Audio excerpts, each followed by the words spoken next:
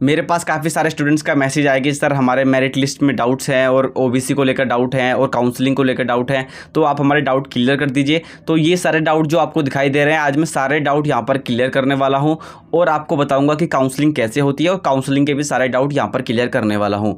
और पहली बात मैं आपको ये बता देता हूँ, जो व्हाट्सअप नंबर मैंने आपको दिया था और जो स्क्रीन पर शो हो रहा है, वहाँ पर आप डायरेक्ट कॉल मत किया करो। मैं आप कितनी बार आपको समझाऊँ, मैं भी यहाँ पर क्लासेस लेता रहता हूँ, तो क्लासेस में फ़ोन बार बार आता रहता है, तो आप बार बार फ़ोन मत किया करो। और मेरा प्रोजेक्ट चल रहा है, इसलिए मैं हफ्ते भर से बिजी था, तो काफ़ी सारे स्टूडेंट्स को मैंने रिप्लाई नहीं किया है और मेरा व्हाट्सअप डिलीट हो गया था, तो वहाँ पर डाटा भी नहीं है। तो आप मुझे दोबारा मैसेज कर सकते हैं अगर आपका कोई डाउट होता है तो।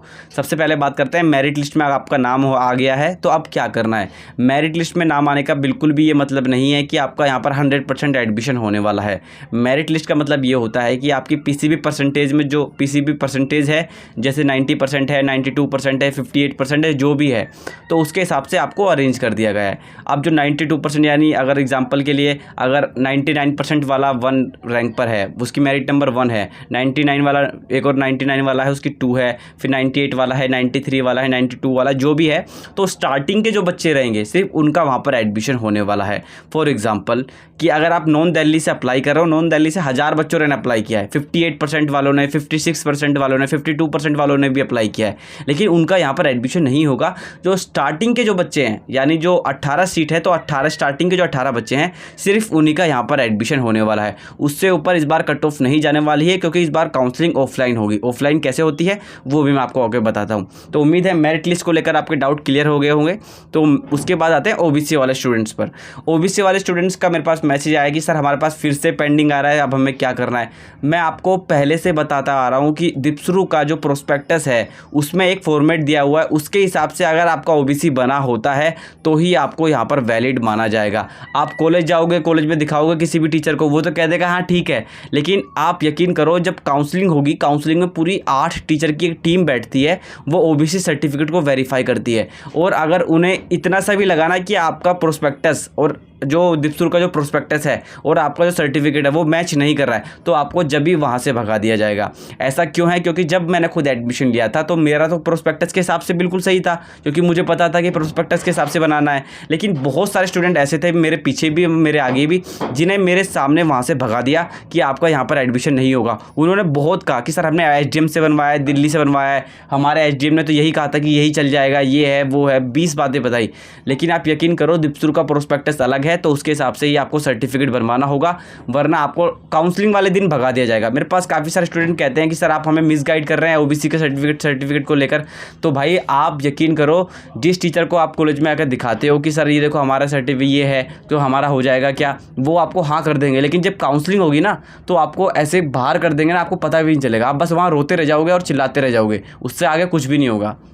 और अगर किसी को अभी भी अपना ओबीसी सही करवाना हो तो आप मुझे मैसेज कर सकते हो व्हाट्सएप पर। और अब बात करते हैं काउंसलिंग को लेकर।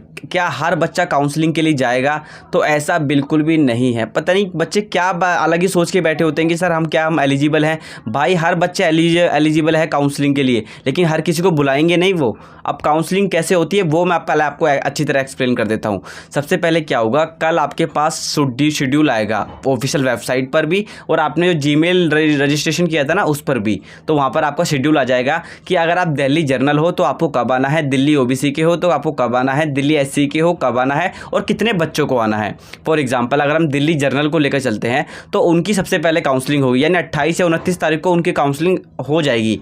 तो उन्हें करना क्या होगा, उन्हें दिल्ली जो उन्हें बताया जाएगा कि आपकी काउंसलिंग इस दिन है, 28 तारीख को है, आपको आना इस तारीख को है और इतने बच्चों को आना है, सिर्फ स्टार्टिंग के 100 बच्चों को आना है और उन्हीं का यहाँ पर एडमिशन होगा। ठीक है। अब क्या होगा, वो जाएंगे कॉलेज में हमारा ऑडिटोरियम है, ऑडिटोरियम में उनको बिठाया जाएगा और फिर जो रैंक फर्स्ट का बच्चा होगा उसको आवाज़ लगाई जाएगी कि आप यहाँ पर आ जाओ, और सामने एक बड़ी सी डिस्प्ले होगी, वहाँ पर आपको अपडेट देते रहेंगे कि कितनी सीट फुल हो गई हैं, कितनी खाली हैं। तो जो स्टार्टिंग के 100 बच्चे हैं और जैसे ही सीट फुल होगी वो वहाँ पर एडमिशन क्लोज कर देंगे। अब जो स्टार्टिंग के जो बच्चे हैं उनका एडमिशन तो हो जाएगा, जो बाकी बच्चे हैं जिसकी 99 वाला बच्चा है या फिर जो भी है, जितने भी बच्चे बचेंगे वहाँ पर सीट छोड़कर, उनको वहाँ से बाहर कर दिया जाएगा। उनसे कहेंगे अगर कोई सीट बची तो हम सेकंड काउंसलिंग खोलेंगे, वरना तो नहीं खोलेंगे। यहाँ पर ऐसे ही काउंसलिंग का प्रोसीजर होता है। अब क्या होगा, जो काउंसलिंग का शेड्यूल है वो कैसे आएगा मैं आपको बताता हूँ कि ऑफिशियल वेबसाइट पर, दीपस्रू की ऑफिशियल वेबसाइट पर भी आएगा और जो आपका आपने जीमेल दिया था उस पर भी आपका काउंसलिंग का शेड्यूल आएगा। वहाँ पर आपको बता दिया जाएगा कि आपको किस दिन आना है, तो आपको बिल्कुल भी घबराने की ज़रूरत नहीं है। और जिन स्टूडेंट्स से मैंने कहा था कि मैं आपकी काउंसलिंग खुद पर्सनली कॉलेज में रख कर करवाऊँगा आपकी काउंसलिंग, तो वो उनसे मैं कहना चाहूँगा कि आप मुझे एक बार फिर से मैसेज कर देना। मेरा व्हाट्सएप का डाटा डिलीट हो गया था, तो मैं वहीं कॉलेज में रहूँगा, तो मैं आपकी काउंसलिंग करवा दूँगा, जिससे आपको काफ़ी ज़्यादा हेल्प मिलने वाली है एडमिशन में। और काउंसलिंग कल से ही स्टार्ट हो जाएगी। आज शाम तक आप सभी के पास मेल आ जाएगा और कल वेबसाइट पर भी आ जाएगा कि काउंसलिंग का शेड्यूल क्या है। तो जिस दिन आपकी काउंसलिंग हो उसी दिन आपको आना है, उससे पहले नहीं आना है। और अगर काउंसलिंग वहाँ पर क्लोज़ हो गई, यानी सीट फुल हो गई, उसके बाद कोई भी एडमिशन नहीं होगा। आप यकीन करो कि पहली काउंसलिंग में ही इस बार एडमिशन क्लोज़ होने वाले हैं, क्योंकि ऑफलाइन काउंसलिंग है। ऑफलाइन काउंसलिंग है, सारे बच्चे वहीं प्रेजेंट होंगे और वहाँ पर एडमिशन जल्दी से जल्दी क्लोज़ हो जाएंगे। Hand to hand admission close हो जाते हैं। जो स्टार्टिंग के बच्चे होते हैं, जो 100 बच्चे बुलाते हैं, और फॉर एग्जांपल एसटी की जो सीट है वो 13 या फिर 11 सीट हैं, तो एसटी के स्टार्टिंग के 100 बच्चों को बुलाया जाएगा, लेकिन सबको एडमिशन नहीं मिलेगा। वहाँ पर मिलेगा सिर्फ 13 स्टूडेंट्स को, जो स्टार्टिंग के 13 स्टूडेंट्स होंगे। ऑनलाइन काउंसलिंग में क्या होता था कि सबको मेल कर दिया, किसी ने देखा नहीं देखा, किसी ने चॉइस फिलिंग सही से की नहीं की, बहुत सारी दिक्कत होती थी। तो ओबीसी एसटी उसमें ऑनलाइन काउंसलिंग में क्या होता था कि बच्चे रिस्पॉन्ड नहीं कर पाते थे और उनको कॉलेज आना अलाउड नहीं होता था, तो इसलिए वहाँ पर कट ऑफ बहुत हाई जाती थी। काफ़ी मतलब हाई फाई जो जिनके लो रैंक होती थी उनको भी वहाँ पर एडमिशन मिल जाता था। लेकिन ऑफलाइन में ऐसा नहीं होता है, क्योंकि मेरा जब एडमिशन हुआ था मेरा भी ऑफलाइन काउंसलिंग के थ्रू हुआ था। और जो बाकी आप यूट्यूबर्स को देखते हो वो सारे ऑनलाइन काउंसलिंग के आए हुए हैं। जो आप मेरे जूनियर्स को देखते हो वो सारे ऑनलाइन काउंसलिंग के हैं, उन्होंने सिर्फ ऑनलाइन काउंसलिंग देखी है, ऑफलाइन अभी तक नहीं देखी है। तो मैं आपको सजेस्ट करूँगा कि आप प्राइवेट कॉलेजेस भी देख के रखो, और अगर आपको समझ में नहीं आ रहा है कौन सा बेस्ट प्राइवेट कॉलेज है जहाँ पर आपको एडमिशन लेना चाहिए, तो आप मेरे व्हाट्सएप नंबर पर मैसेज कर सकते हो, क्योंकि प्राइवेट के भी यहाँ पर एडमिशन क्लोज होने वाले हैं। और जो बेस्ट कॉलेजेस हैं जहाँ पर हमने खुद देखा है, हमारे दोस्त वहाँ पर पढ़ते थे और उनका जीपैट वगैरह भी क्वालिफाई हुआ है, तो उनका भी वहाँ पर आपका एडमिशन हो जाएगा और बहुत आराम से एडमिशन हो जाएगा। आप वहाँ पर सीट बुक कर सकते हो। अब बात करते हैं कट ऑफ कब रिलीज होती है। कट ऑफ का मतलब होता है कि लास्ट एडमिशन कितने मार्क्स पर हुआ था। फॉर एग्जांपल अगर हम नॉन दिल्ली की बात करें, नॉन दिल्ली की कट ऑफ इस बार रहने वाली है 96%। तो इस बार की जो कट ऑफ होगी नॉन दिल्ली जर्नल की, वो 96% रहने वाली है। उसके बाद क्लास कब से स्टार्ट होंगी, मैंने सर से बात की थी, सर कह रहे थे कि 25 सितंबर से आपकी क्लासेस स्टार्ट हो जाएंगी।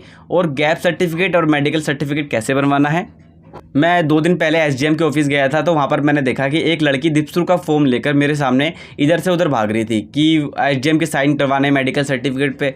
पता नहीं कहाँ से बच्चों का दिमाग आता है। जिन बच्चों का लास्ट ईयर एडमिशन हमने करवाया था, यानी जिनका यहाँ पर एडमिशन हुआ था, जो अब हमारे जूनियर हैं, उनका जो एडमिशन हुआ था वही डॉक्यूमेंट्स मैं आपको बताऊँगा कि आपको ऐसे बनवाने हैं, तो आपका यहाँ पर आराम से एडमिशन हो जाएगा। और अगर आपके पास नहीं भी होता है काउंसलिंग के टाइम, तो कोई इशू नहीं है, आपको अंडरटेकिंग फिल कर देना, तो आपको वहाँ पर आराम से एक टाइम दे दिया जाएगा कि अब आपको लाके देना है। लेकिन जो इंपॉर्टेंट डॉक्यूमेंट है उसके लिए टाइम नहीं मिलेगा।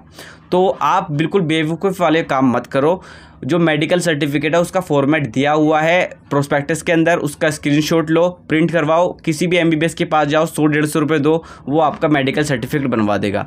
और रही बात अगर आपको फिर भी नहीं मिलता है, तो आप मुझे व्हाट्सएप पर मैसेज करो, मैं आपको मेडिकल सर्टिफिकेट और गैप सर्टिफिकेट बनवा कर भेज दूंगा। और गैप सर्टिफिकेट कैसे बनवाना है कि आपको जाना है किसी भी वकील के पास, जो भी आपके कोर्ट के बाहर बैठते हो, उनसे कहना है कि सर हमें मेडिकल सर्टिफिकेट गैप सर्टिफिकेट बनवाना है, हमने 2 साल का गैप किया था या 1 साल का गैप किया था और हमने ये काम किया था गैप के टाइम, हमने चाहे नौकरी की हो चाहे जॉब की हो, कोई भी कुछ भी किया हो, आप उनसे कहना, वो आपको सर्टिफिकेट बनवा देंगे। तो उम्मीद है ये सारे डाउट आपके क्लियर हुए होंगे, कोई भी डाउट यहाँ पर आपका नहीं रहना चाहिए। तो अब फाइनली हम दीपस्रू में मिलेंगे और जो आपका इंट्रो होगा, इस बार इंट्रो लेने मैं ही आऊँगा आपका, और आपसे नाम वगैरह पूछूंगा, तो आप बताना कि सर हमारा यहाँ पर एडमिशन हुआ था और हम भी आपके सब्सक्राइबर थे। तो आज के लिए इतना ही, धन्यवाद।